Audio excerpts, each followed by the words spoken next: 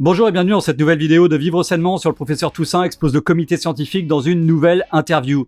Aujourd'hui, nous allons parler de la nouvelle interview du professeur Toussaint où il remet le couvert après l'interview de LCI qui a disparu des écrans. Vous pouvez regarder sur leur site, elle fut supprimée. Vive la démocratie, la censure et la liberté d'expression. Donc ce professeur est de retour et j'ai enregistré toute l'interview histoire qu'il ne nous refasse pas le même coup. Vous allez voir qu'il n'y va pas avec le dos de la cuillère et que tout le monde en prend pour son grade. Et les arguments qu'il balance sont juste cohérents au détriment de ceux des politiciens, des comités scientifiques et autres charlatans de foires apocalyptiques. Je vous invite à partager cette vidéo un max sur les réseaux sociaux car la censure me guette de plus en plus chaque jour. D'ailleurs à ce sujet, regardez dans la description, je vous ai mis le lien vers une nouvelle plateforme qui s'appelle Library qui me sert de plateforme sans aucune censure pour sauvegarder mes vidéos. Alors créez votre compte pour me suivre en suivant mon lien ci-dessous et vous gagnerez en plus un peu d'argent au passage. C'est pas beaucoup mais c'est déjà ça. N'oubliez pas que pour avoir les récompenses, vous devez valider votre compte avec votre téléphone par exemple. Alors vous inquiétez pas car ces informations sont liées à votre compte et personne d'autre que vous ne peut y accéder, même pas Library. Tout est crypté sauf pour vous et que vous serez payé pour regarder des vidéos et vous abonner à d'autres chaînes et encore plein d'autres choses en tant que spectateur. Je vais aussi poster des vidéos très bientôt que je ne pourrai poster que là-bas et vous comprendrez très vite pourquoi ça va vraiment clasher. Et demain je vais mettre en ligne sur Library la première vidéo sur les violences policières. Je rappelle que cette vidéo fut censurée ici. Alors faites chauffer les popcorn aussi pour demain. Je vous remercie aussi de votre aide pour ma cagnotte Tipeee et ma cagnotte PayPal pour toutes mes vidéos qui sont démonétisées. Allez, c'est parti, ici Cognac J, l'antenne est à vous. Quand vous avez ouvert les journaux ce matin et que vous avez vu les propos du président du conseil scientifique disant il y a un risque majeur de deuxième vague de Covid à l'automne, septembre, octobre, novembre, on ne sait pas trop, il faut être extrêmement vigilant, la situation en France est contrôlée, mais elle est fragile. Qu'avez-vous pensé? Perso, moi j'ai pensé, wow, trop grave si c'est le conseil scientifique qui le dit, alors faut que je me construise un bunker anti-atomique dans le jardin avec de la bouffe pour au moins 10 ans. Et surtout une collection de bonnes bouteilles de vin pour noyer ma dépression dans l'ivresse. Quand c'est le conseil scientifique, l'OMS et Bill Gates qui te disent ça, faut vraiment tout prendre au sérieux. C'est des gens vraiment très bien, tous ces gens-là. qui œuvrent pour notre bien. J'ai pensé à ce que le président du conseil scientifique avait dit le 7 juin. Oui. Il y a à peine 2 mois, en disant il n'est pas sain qu'une structure créée de toutes pièces pour résoudre des problèmes dans l'urgence perdure. Et il avait annoncé la fin de ses travaux en juillet. Bon, effectivement, c'est pas la première fois que le conseil scientifique dit n'importe quoi, de la diarrhée verbale, des prévisions divinatoires, de sorciers marabouts, des hautes sphères moisies du pouvoir, comme l'OMS, les laboratoires ou Bill Gates. C'est un peu leur marque de fabrique, leur génétique, leur programme d'exploitation. On pourrait quand même essayer de savoir s'ils ont balancé une vraie info depuis le début de cette pandémie et savoir si cette même info avait un fondement scientifique. Parce que normalement, c'est un conseil scientifique, pas des sociaux, politico, marabouts, sorciers de village, quand même. On a parlé de la triste et difficile réalité tout à l'heure, il faut l'observer, il faut la regarder, elle n'est pas celle qu'annonce le conseil scientifique successivement avec des deuxièmes vagues en avril avec le relâchement, une deuxième vague en mai avec le déconfinement, une deuxième vague en juin avec la fête de la musique. Nous en sommes à la 22e vague maintenant probablement. Et la France et l'Europe surfent sur toutes les vagues en mode même pas peur. Ils nous prennent pour des cons et nous ne tomberons plus dans la psychose. Je rappelle qu'hier en France nous avons eu 14 morts. Et là vous vous dites ouais mais quand même 14 morts. Ouais mais avant-hier un mort. Et avant-hier un seul mort aussi. Donc là maintenant ils compilent tous les morts en un seul jour dans la même journée pour faire bien peur. Ah, tu vas trembler, petit gueux. Mais même 14 morts, ça ne fait pas peur. Je rappelle que selon les chiffres italiens, la moyenne d'âge des morts du coronavirus est de 79 ans avec des comorbidités. Et ils nous bloquent encore l'économie pour tout ça. Ils nous envoient financièrement direct dans le mur en mode TGV. Donc si je vous entends bien, professeur Toussaint, vous ne croyez pas à l'hypothèse d'une deuxième vague à l'automne. Comment argumentez-vous? Juste avec les chiffres? Il faut que cette deuxième vague soit fondée sur des cohérences. Or, le discours scientifique, qui est d'ailleurs plus celui d'un conseil scientifique mais d'un conseil politico-sanitaire. Et moi, je rajouterais aussi à tendance marabout, vaudou, à 4 plumes dans le fion, avec qualification au Rothschild de marché financier. Je me fous plein de pognon dans les poches pour kiffer les paradis fiscaux et liens d'intérêt énorme avec des laboratoires que même les aveugles en pleine nuit avec un double bandeau sur les yeux peuvent voir et que nos politiciens honnêtes, vertueux et dévoués à leur peuple chéri ne peuvent pas voir. Chercher l'erreur. Les conséquences des décisions qui ont été prises, en particulier celle du confinement, qui nous amène à une catastrophe économique sur laquelle les plus jeunes d'entre nous vont payer un prix considérable. Les jeunes musiciens sont en train de mourir, les jeunes sportifs sont en train de mourir, les jeunes non diplômés sont en train de mourir. Et on voit toutes ces instances culturelles progressivement s'effondrer dans une situation qui économiquement va dépasser de très très loin par ses effets négatifs les quelques rares effets positifs qu'on croyait être ceux du confinement et qui n'ont pas été démontrés. Et oui, en plus de ceux qu'il a très justement cités, plein de petits commerçants, des restaurants, des petites TPE, des petits producteurs vont laisser la clé sous la porte à cause de ces imposteurs. Et à qui va encore profiter le crime? Aux grands groupes encore qui vont tout racheter pour une bouchée de pain. Qui a privilégié Macron pendant la crise? Les grandes surfaces au détriment des marchés de petits producteurs. Quels furent les premiers restaurants ouverts? Des McDonald's et autres grosses chaînes de malbouffe adaptées aux gueux. Bienvenue chez McDonald's et appréciez la vie en chimique. Il y a tellement de conservateurs dans ton burger que quand tu meurs, il n'y a même pas besoin de te momifier tellement ton corps est blindé de conservateurs. Même les asticots ne veulent plus manger les cadavres. Du coup, les asticots sont une espèce menacée. Pourquoi est-ce que vous ne pensez pas qu'on est sous le coup d'une potentielle deuxième vague? Vous me l'avez pas Alors encore il faut dit. définir ce qu'est une deuxième vague. Oui. Si on dit c'est le relâchement, on a vu qu'il n'y en avait pas. Si on dit c'est la fête de la musique et les rassemblements des jeunes, il n'y en a pas. Si on dit c'est le reconfinement à Leicester ou en Rhénanie-Westphalie ou de la Catalogne qui doit changer le taux d'hospitalisation dans ces régions, il n'y a pas eu le moindre effet de ce qu'ont été annoncés dans ces régions-là par la suite. Et ouais, mais du coup, des morts, ils vont en créer. Prenez des masques en pleine canicule. Surtout les personnes âgées. N'allumez pas la clim, ni les ventilos, parce que ça brasse de l'air, qu'ils nous le disent. Moi, je dis, taisez-vous les politiciens, le conseil scientifique, l'OMS et Bill Gates. Parce que c'est vous qui brassez de l'air. Avec votre bouche à diarrhée permanente. Vous créez la psychose. Vous créez le déclin économique. Vous créez une détresse mondiale pour un virus pas plus important que la grippe, selon plein d'études récentes. Alors, une fois pour toutes, fermez-la à tout jamais et laissez-nous vivre. Donc, ce qui se passe sur la potentielle réélévation du nombre d'hospitalisations et de décès à l'automne est une saisonnalité. Cela n'a rien à voir avec une deuxième vague et ça veut dire que ça fait introduire un paramètre qui n'a pas été pris en compte par le Conseil scientifique au mois de mars, qui était celui de la dépendance à l'environnement.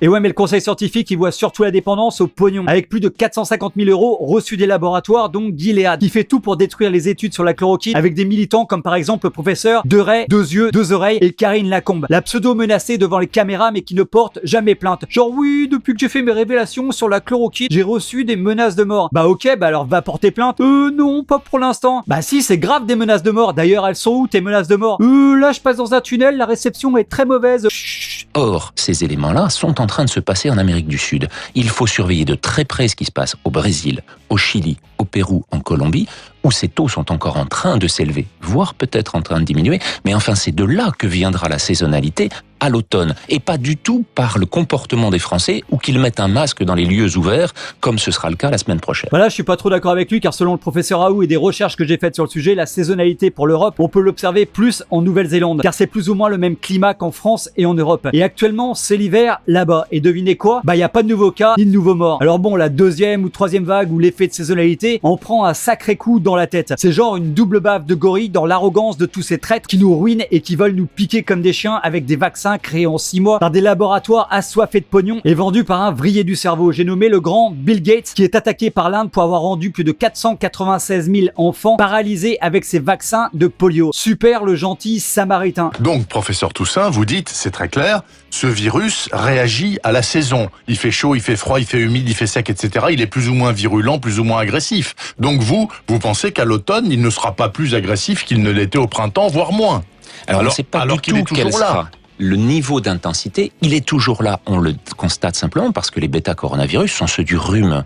Ce SARS-CoV-2, on fait des tests aussi. On fait des tests de plus en plus nombreux. Ce SARS-CoV-2 est partout dans la population. Et oui, ils testent tout le monde avec des tests bien défectueux ou des tests qui trouvent des virus morts. En ce moment, ils essaient de nous mettre encore plus dans la frayeur avec des « Oh là là, c'est le drame, maintenant des gens de plus en plus jeunes sont positifs au coronavirus. C'est comme si le virus devenait plus dangereux. Oh là là, il a profité de l'été pour faire de la musculation. Oh là là, il est parti au Brésil à la nage et revenu à cloche-pied sur les vagues. Maintenant, il va nous faire un grand massacre. Oh là là, nous devons injecter des centaines de milliards d'euros dans les laboratoires et les marchés financiers pour résister à ce virus super musclé. Bon, ça c'est ce qu'ils disent, mais en vrai, le professeur Raoult a tweeté ce matin: les cas de coronavirus endémiques semblent avoir une immunité croisée avec le Covid-19, expliquant la protection de certains sujets, en particulier des enfants, et une variabilité dans la gravité. Ce qui veut dire en gros que la plupart des gens sont déjà immunisés des coronavirus. Et c'est très bien qu'on le découvre parce que Cela veut dire, le professeur Eric Combe du Conseil scientifique vient de le dire dimanche, ce qui est là encore une bascule à 180 degrés par rapport à ce qu'était la philosophie du Conseil scientifique,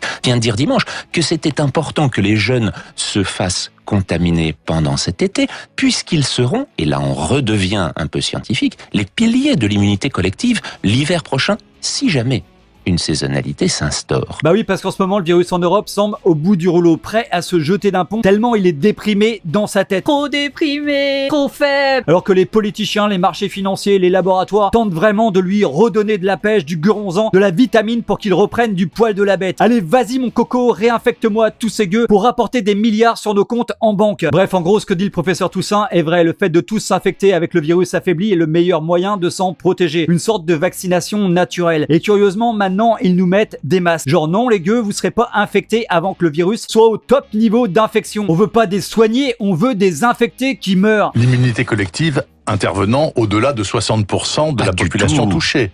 Pas du tout, ça pour la rougeole, il faut qu'on soit à plus de 90-95%, mais pour ce SARS-CoV-2, on ne sait pas du tout. Et au doigt mouillé, on a sorti un chiffre de 60-70% sans valeur scientifique. Oh, quand même, professeur, c'est un chiffre donné par le conseil scientifique, le grand conseil des sorciers macrotistes adorateurs des Rothschild. Oh, grand esprit, dis-nous quel est le taux d'immunité collective. Oh, le grand esprit a pété 60 fois en 1 minute. Nous avons la réponse. Le taux d'immunité collective est donc de 60%, ainsi soit-il. Donc je reçois en direct live la réponse du comité scientifique français sur le taux d'immunité collective en France. Oui, nous nous sommes concertés ensemble à Koh-Lanta, très sérieusement, scientifiquement, avec gravité et patati patata, lève la queue et puis s'en va. Et nous avons décidé que le taux d'immunité collective sera de 60% selon le grand esprit. Amen le pognon. Bé. On évolue à vue, on navigue à vue. Que l'on soit scientifique, politique ou autre, on ne sait pas ce qui se passe. Et progressivement, les connaissances arrivent, et donc on voit bien que la réalité, comme je le disais tout à l'heure, s'impose à tous les scénarios qu'on a pu proposer. Le seul problème, c'est que le seul scénario retenu par le Conseil scientifique a été celui de l'apocalypse. Et oui, nous allons tous mourir. Le coronavirus de l'apocalypse est entré dans l'histoire. Frayeur, terreur, grosse peur, nous submerge. Échoue, hibou, cailloux, genoux volent au-dessus de nos têtes pour nous signaler la menace. Je crois que nous avons perdu Brian. Mais où est donc Ornica? Brian is in the kitchen with his umbrella. Et oui, le monde devient cinglé juste pour une bande de tarés assoiffés de pouvoir. Il est temps de reprendre en main notre futur. Le pouvoir rend con et doit être encadré et limité. Vive le RIC, vive le Frexit, vive la France et vive la liberté. Alors, je vous entends bien, je suis un peu dérouté parce que c'est une parole qui est différente du trend ambiant en général, professeur Toussaint. Le masque pour tout le monde, bientôt sur les quais de Seine, déjà dans les grandes villes, etc. Ça sert quand même, c'est utile, non ? Ça sert au mois de février. Au début, on disait que ça servait à rien. Maintenant, ça sert. Ça sert au mois de mars, ça sert au mois d'avril, au moment de la phase exponentielle explosive de la maladie. Bah oui, c'est logique. Alors pour ceux qui disent ça sert pas, arrêtez, stop, ça suffit. Genre le virus est minuscule, beaucoup plus petit que les trous du masque. Oui, c'est vrai, le virus est plus petit que les trous du masque. Mais quand on éternue, on tousse, on parle avec des postillons, on n'envoie pas juste le virus, on l'envoie sur des micro-gouttelettes qui, elles, sont plus grosses que les trous du masque. Donc oui, le masque est super utile, oui, mais en période d'épidémie. Pas dans une période comme maintenant d'hystérie politico-financière, gouvernée par des crétins assoiffés de pouvoir et de pognon qui veulent réaliser la deuxième vague du plus gros hold-up des peuples du monde entier. Et les pays qui ont mis en place ces distanciations sociales et le masque dans leur population, comme la Corée, le Japon, Taïwan, ont réussi à avoir des taux 100 fois inférieurs à ceux des pays européens. 100 fois inférieurs en termes de décès, c'est-à-dire le prix le plus lourd à payer et celui sur lequel on mesure réellement une pandémie. Eh bien, ces pays-là n'ont pas confiné. Oui. Et oui, ces pays ont également fermé les frontières très rapidement, ont testé massivement, imposé des masques pour tout le monde, la logique quoi. Nous c'était en mode, viens le virus, on t'attend, viens détruire le système de santé européen, viens détruire l'économie européenne, viens détruire le moral des peuples européens, viens détruire toute forme résistance de ces gueux édentés, afin de les rendre dociles, ces singes décérébrés, et qu'ils nous écoutent comme des idiots utiles et acceptent les conditions d'esclavage proposées par le 1% des plus riches dans le monde. Et d'autre part, ces masques qui étaient utiles au moment de la propagation la plus importante du virus ne le sont plus du tout lorsqu'on est dans une phase molle dans laquelle on a aujourd'hui on est en moule en ce moment une forme pandémique faible dans laquelle on a des contaminations non suivies de réaugmentation de l'hospitalisation. Là, je confirme qu'on est vraiment dans le mou. Là, on voit les chiffres, c'est aussi mou qu'un orgasme de la Brigitte, qu'un asticot de Macron sans poudre de perlimpinpin, qu'un DSK devant Brigitte, qu'un Castaner qui rentre de boîte de nuit en voyant sa femme à la maison, qu'un Darmanin quand il va recevoir son jugement, ou qu'un ventre de Hollande après une série d'abdos. C'est clair que là, on n'est pas dans le dur. Quand vous annoncez l'augmentation du nombre de cas, qu'en est-il en Île-de-France? Demandez à Bruno Megarban, qui est le patron de la réanimation à la Riboisière. Que nous dit-il lundi sur CNews? Il nous dit simplement que sur 45 lits de réanimation, 40% sont des cas d'importation, c'est-à-dire des personnes qui ont été contaminées à l'étranger et qui reviennent en France. Et oui, donc en gros, tu prends les chiffres annoncés, t'enlèves presque la moitié de ceux-ci, car c'est des cas d'importation. Et là, on arrive près de chiffres quasi inexistants avec une pandémie européenne qui existe uniquement dans la bouche des politiciens et de leurs chiens de garde. Les médias de propagande payés grassement avec nos sous. Que tu sois blanc, noir, jaune, violet, arabe, juif, catholique, musulman, extraterrestre, hétéro, homo, bisexuel, partouzeur de première, et que t'es français, t'as juste envie de chanter la Marseillaise et de sortir dans les rues pour sortir de ce délire de psychopathe. En ce moment, ils nous volent notre temps de vie pour gagner du fric sur notre dos. Basta. La seule thérapie et le seul élément qui ne dépend que de vous, c'est celui de maintenir sa condition physique. La différence qu'on a eue entre les personnes réanimation et les personnes qui ne rentraient pas en réanimation est principalement liée à leurs conditions, c'est-à-dire à l'absence de facteurs de risque cardiovasculaire, à l'absence d'obésité, à des personnes qui n'étaient pas sédentaires. Ça dépend de nous. Ça, ce sont vraiment des comportements qui changent le risque de rentrer en réanimation. Alors oui, l'état général de santé est un facteur déterminant. Les personnes décédées possédaient des comorbidités et se retrouvaient avec un système immunitaire relativement faible dans la quasi-totalité des cas. Évidemment, il y a eu des exceptions, genre la petite de 13 ans qui est malheureusement décédée. Paix à son âme. Sinon, il faut booster notre système immunitaire à son maximum pour avoir les conditions optimales pour résister au coronavirus ou à toute autre maladie. Mangez équilibré, respirez du bon air, faites du sport, faites des câlins, soyez cool les uns avec les autres pour éviter le stress. En sachant que le stress est la cause principale de la plupart des problèmes de santé. Alors zen, cool, relax. Alors restez bien avec nous pour la dernière séquence, vous allez assister à une révélation surprenante du professeur Toussaint et qui malheureusement est trop réelle. Et abonnez-vous également à la chaîne et rejoignez-nous sur Facebook, Twitter et Library pour rester en contact si la chaîne venait à être suspendue, car oui, ça pourrait arriver.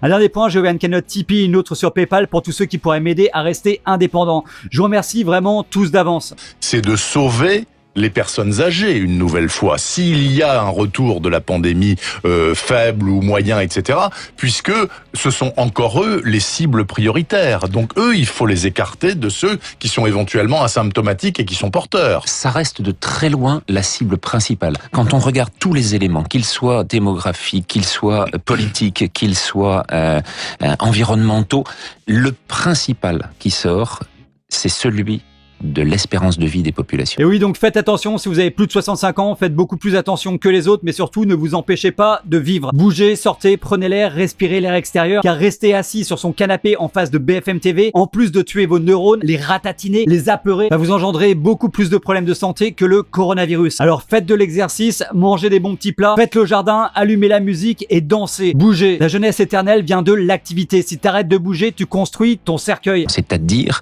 le fait d'avoir atteint un des maxima du développement humain, celui de l'augmentation de l'espérance de vie. Et plus encore, c'est celui de la perte de la progression d'espérance de vie.